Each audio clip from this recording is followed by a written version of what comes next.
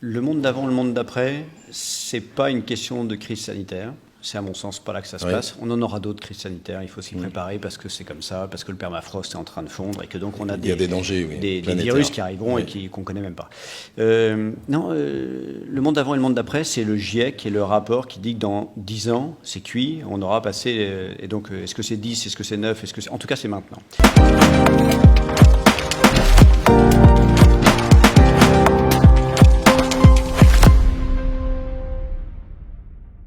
Les rendez-vous du commerce, nous sommes ici au cœur de notre activité à Saint-Herblain avec monsieur Yann Trichard. Bonjour Yann. Bonjour.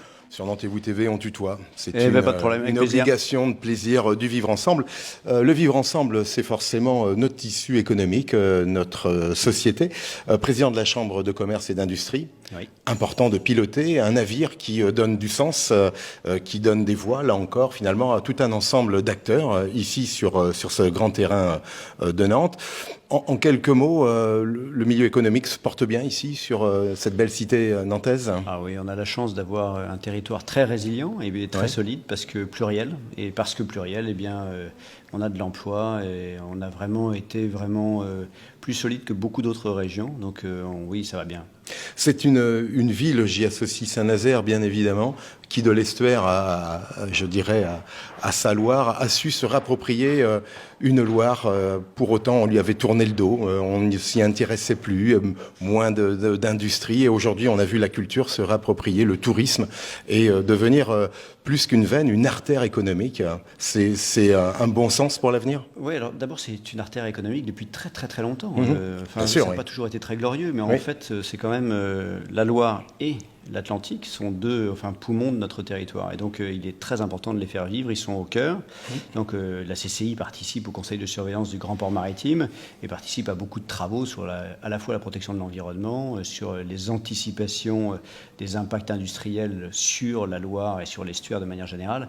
Donc, il y a un vrai sujet territorial, un vrai sujet économique dont il faut s'emparer, bien sûr. Oui. Il fallait plus que s'en emparer, il fallait le vivre. C'est ce qui se passe un petit peu quand même. Oui, on le vit. On le vit pas encore autant qu'on devrait. D'accord. Parce qu'il y a des impacts qui vont venir et qui vont être de plus en plus forts, donc il faut qu'on aille encore plus loin là-dedans. Mais aujourd'hui, c'est notre poumon, et donc ce poumon-là, il génère 20 000 emplois directs quand même autour de la Loire. C'est énorme. C'était un sujet qui me tenait à cœur, Yann, parce que cette ville qui ne fait que grandir, qui pousse aussi les envies des autres, ça migre vers chez nous, entre guillemets. Quelle est la place des jeunes aujourd'hui au regard de l'emploi? On est vraiment sur un bassin qui va vraiment favoriser l'intégration des jeunes? Alors, l'intégration des jeunes est un des sujets, et pas que l'intégration des jeunes. Il y a l'intégration des jeunes, il y a l'intégration tout court avec le handicap, avec les gens qui sont très éloignés de l'emploi, avec les gens aussi qui sont en situation de décrochage. Et donc, oui, c'est un enjeu. C'est un enjeu sur lequel on travaille beaucoup, avec deux approches en particulier. Déjà, la Chambre de commerce et d'industrie fait de la formation à beaucoup d'endroits. Audencia, l'école de design, le centre de formation d'apprentis, qui sont des gros sujets. Et là, on est en train de travailler depuis plusieurs mois sur des formations courtes qui seront des formations qualifiantes, pas forcément diplômantes, mais qualifiantes, pour permettre à des gens qui sont éloignés de l'emploi de retrouver un job en ayant une formation assez rapide. Oui, parce que c'est, je dirais, ici et là, et quels que soient finalement les secteurs d'activité, c'est une attente finalement de bon nombre de chefs d'entreprise, c'est-à-dire la succession. On l'a vu dans le secteur suite à Covid, en tout cas des métiers de bouche, avec une rupture significative du manque de jeunes finalement auprès de l'emploi. Alors, évidemment, c'est un secteur dans lequel l'événementiel et la restauration, dans lequel la crise sanitaire a eu un impact économique fort. Ce qui n'a pas été le cas pour tous les secteurs, mais là, en l'occurrence, c'est un secteur qui a été touché. Et là, typiquement, pendant cette période où les établissements étaient fermés, il y a des gens qui ont fait des modifications de carrière professionnelle. Et donc, il faut réussir à remobiliser, reformer des gens, leur donner l'envie, l'enthousiasme de pouvoir retourner dans ces métiers de bouche. Donc, il y a à la fois de la sensibilisation, et c'est bien parce qu'il y a Serbotel qui se passe à Exponente, évidemment, et qui est un salon exceptionnel des métiers de la bouche. Et donc, c'est fait partie des éléments qui nous permettent de remotiver, de mobiliser des jeunes et de créer des vocations. Mais il y en a d'autres. Il faut qu'on aille dans les écoles, très tôt pour pouvoir créer des vocations, des intérêts, bien sûr. Dès le départ, et puis ensuite former, bien sûr, et accompagner. Tu l'évoquais forcément en parlant des jeunes tout à l'heure, l'handicap. Le vivre ensemble, on ne peut plus fermer les yeux finalement face aux misères du monde, mais aussi aux misères de notre monde. Les deux sont associables, on peut les associer sans problème. Quelles sont finalement aujourd'hui les vertus, les actions qu'on mène pour améliorer justement l'intégration des gens en handicap dans notre société, là, ici, sur le Grand Ouest? Alors, à la CCI, on travaille énormément sur ce sujet-là, sur les sujets de l'insertion et du handicap. Entre autres, on travaille beaucoup avec Yves-Olivier Lenormand de Airbus, qui est très sensibilisé sur ce sujet-là, et avec les différents services concernés, les associations bien sûr, et puis qu'elles soient sur la réintégration ou pour aussi mobiliser. Donc on travaille aussi beaucoup avec la Team 303, qui a amené, et donc le CID est un des sponsors de la Team 303 pour les avoir emmenés aux Jeux Olympiques, parce qu'il faut aussi montrer que quand on a des situations de handicap, eh bien on est plus résilient que les autres, on est plus engagé, on a une capacité plus forte, on a une sorte je sais pas moi, de capacité à se battre, à convaincre, à avoir envie d'aller plus loin et de se dépasser, parce qu'on a des obstacles qui sont plus forts que pour les autres, et donc je trouve que c'est extrêmement riche et enrichissant pour la société. Et donc oui, on travaille avec eux, oui on les fait venir, oui on les met en avant, et oui la CCI est présente là-dessus. Oui, parce que Yann, j'allais dire en un clin d'œil plutôt optimiste, les jeunes, l'handicap, c'est deux vecteurs de grande valeur. Au-dessus de nous, il y a trois valeurs qui prônent. Elles sont, tu peux me les rappeler? Il y a un S de solidarité qui me fait bien plaisir. Oui, le I de intégrité, voilà. Et le R de respect. Voilà, c'est important. On le voit pour ces deux actions, jeunes et handicap, on peut récupérer finalement ces valeurs que tu incarnes. Les valeurs, en fait, c'est pas un truc qui se déclame, c'est un truc qui se vit. Donc en fait, ici, les valeurs, elles ont été travaillées et développées par les collaborateurs il y a environ 16-17 ans maintenant, dans un séminaire d'entreprise, avec les conjoints à l'époque, et on nous disait, mais dans quelle entreprise voulez-vous vivre? Et c'est ces trois valeurs-là qui étaient sorties. Et donc aujourd'hui, on les porte haut et fort, et on les intègre et on les vit. Typiquement, ça fait 11 ans maintenant. On a créé une fondation chez CID et on verse 10% de notre résultat tous les ans à cette fondation. Et ce sont des collaborateurs qui la font vivre, et ce sont des collaborateurs qui affectent les fonds à des associations à vocation inclusive. C'est important d'être finalement une tête de pont en tant que président d'une chambre de commerce, mais aussi président de son propre navire. Ça donne une cohésion finalement dans les regards, dans les dualités, où il faut des fois savoir trancher pour avancer. Disons, ici, CID, c'est aujourd'hui 330 collaborateurs. C'est une entreprise qui se développe, c'est une entreprise qui essaye d'avoir un rôle sociétal. On a vu, on a beaucoup parlé de RSE. J'allais y venir. Vraiment. Et puis l'inclusion, ça fait partie de notre responsabilité et donc de nos engagements. Donc, encore une fois, et c'est pas d'aujourd'hui, ça fait très très longtemps qu'on travaille sur la RSE. Au CJD d'abord, qui nous a éclairés, qui nous a amenés à ça. Et puis au travers je me souviens, c'est depuis 2010, donc on a créé cette fondation. La RSE, justement, on l'a vu, elle s'est développée un petit peu partout, avec finalement des actions. Il y en a de nombreuses, on peut en dénombrer, je crois, plusieurs centaines, donc Dieu sait qu'on peut faire de la RSE quasiment à tous les niveaux. Jusqu'où c'est pas un leurre, la RSE, aujourd'hui? C'est... Petite question ouverte. Je ne crois pas que ce soit un leurre, je crois que c'est une obligation absolue. Ouais, très bien. Nous, on l'a intégré dans notre stratégie d'entreprise maintenant il y a plus de 10 ans. Et je crois que demain, les entreprises qui n'auront pas une stratégie RSE, elles ne seront plus dans le marché. Et on est obligé aujourd'hui d'intégrer le critère environnemental, mais pas que, sociétal aussi et social, dans nos stratégies d'entreprise, au risque d'être complètement sorti du marché. Et puis je crois qu'on va devoir avoir un rôle maintenant. On était passé dans un rôle où il faut être responsable, et maintenant on va passer à un rôle actif en matière de protection de l'environnement pour protéger notre planète. Pas que pour la planète, mais pour nous. Parce qu'en fait, c'est nous qui sommes les principaux problèmes de cette planète, et en même temps, on en a besoin pour vivre. Alors justement, cette chambre, elle doit continuer à avancer, continuer à innover. Le poids de l'innovation aussi sur notre territoire est important. On évoquait Airbus, bien évidemment. Il y a des phares, que dis-je, au-delà. C'est important aussi que nous puissions encore, sur ce grand bassin nantais, porter l'innovation. La réponse est bien sûr oui, mais...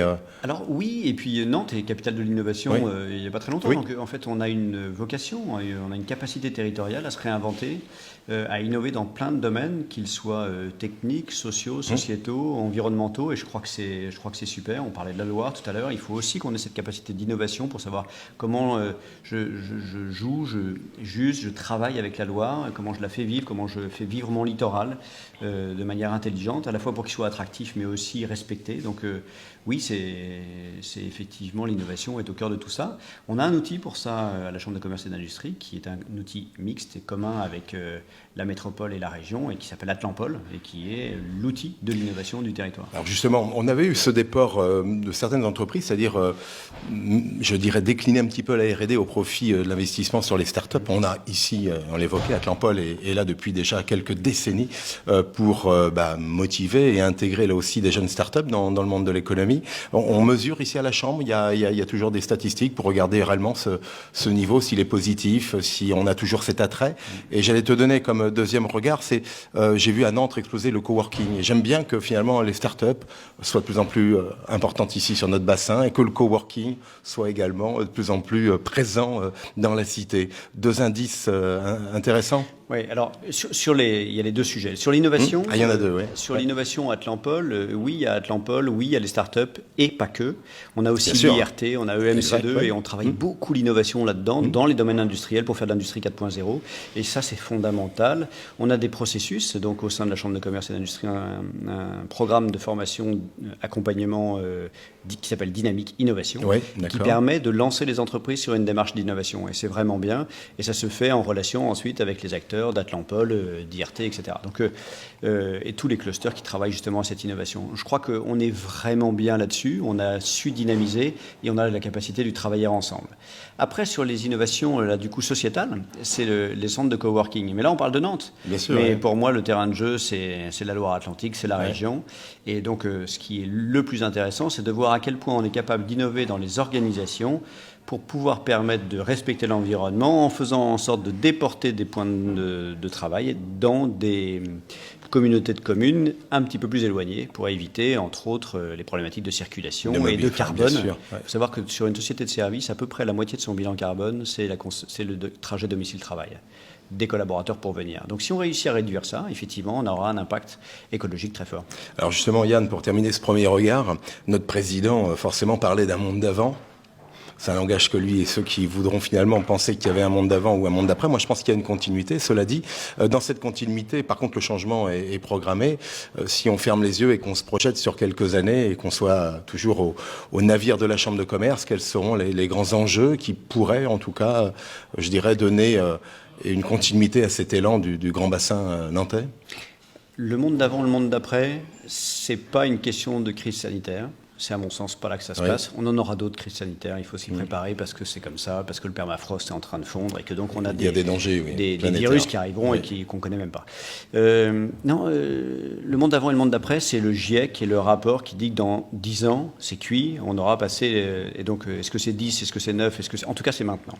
Et donc ça produit le monde d'après. Le monde d'après, c'est un monde qui intègre dans chaque décision les critères environnementaux dans une logique de pérennisation. Parce que quand on travaille sur une entreprise, on essaye de faire de la pérennité. Quand on est un père ou une mère de famille, on essaye de sécuriser la vie de demain pour les enfants.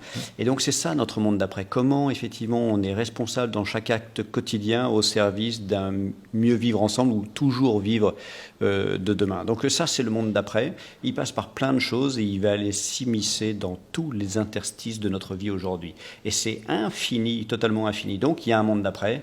L'écrire aujourd'hui, c'est très compliqué. Le mettre en perspective, ça ne l'est pas. Et donc, il faut qu'on mette systématiquement dans toutes nos décisions, justement, cette logique de l'environnement et dans quel monde on vit demain pour pouvoir justement mieux l'appréhender. Et c'est ça où il va falloir qu'on soit extraordinairement innovant à la Chambre de commerce et d'industrie, dans les entreprises, dans les foyers, partout dans tous les cycles de vie, parce que ce n'est pas l'exclusivité de telle ou telle organisation, c'est vraiment une prise en charge individuelle et collective. J'avais pour finir un petit adage personnel, je vais te le livrer, tu me diras ce que tu en penses. J'ai repris ce que Taylor disait, c'était dans les chaînes de production de chez Ford, dans les belles années 30. Il disait, ce qu'ils produisent nous rend riches. C'était un monde où la compétition était forcément à l'unisson. Et je voulais reprendre cela, c'est-à-dire ce qu'ils produisent nous rend riches, mais dans un monde où l'émulation est venue changer le mode de la compétition. Je crois qu'il ne faut pas refaire ce que les autres ont déjà fait. C'est peut-être ça, finalement, ce que tu es en train de nous proposer, c'est-à-dire un maillage de bon sens, où vraiment il y a du bon sens, de la connivence, de l'envie de partager. Et peut-être que notre grand bassin nantais, dans les futures années, sera plus qu'exemplaire, mais une vraie démonstration de ce savoir-faire et de ce savoir-être. Alors absolument, on ne peut pas opposer innovation et croissance et écologie et environnement. Bien sûr. Ouais. Il ne faut pas. D'ailleurs, ce serait dommage. D'abord parce que la population augmente et que pour nourrir la population, il faut qu'on produise de la nourriture. Et donc, techniquement parlant, vu qu'on va avoir 50% de croissance de population mondiale dans les prochaines années, on va devoir produire plus pour les nourrir. Ensuite, on peut produire différemment. On peut avoir une réflexion qui soit globalisée. Faire attention. On le voit bien, là, par exemple, on commence à avoir des problématiques avec les abeilles à Paris parce qu'elles détruisent d'autres écosystèmes, parce qu'on met trop de ruches au même endroit. Et donc, on déstabilise des écosystèmes. Il faut qu'on ait une réflexion le plus globale possible, qu'on évite de dire tout l'un ou tout l'autre, tout blanc ou tout noir, tout électrique ou tout hydrogène, tout gasoil ou tout essence, je ne sais pas. En tout cas, la réflexion, elle doit aller plus loin en trouvant des énergies alternatives et en essayant de se dire c'est jamais une solution absolue, mais probablement des solutions et des initiatives qui vont amener des pistes de solutions. Et c'est ça qu'il faut voir pour demain. Et c'est là où l'innovation doit être au cœur de toutes nos recherches aujourd'hui et nos démarches et nos réflexions et notre manière de vivre. Merci Yann, merci Monsieur le Président de la Chambre de Commerce et d'Industrie. C'était un plaisir de partager ces quelques mots et on se retrouve pour de nouvelles aventures sur les rendez-vous du commerce. À très vite.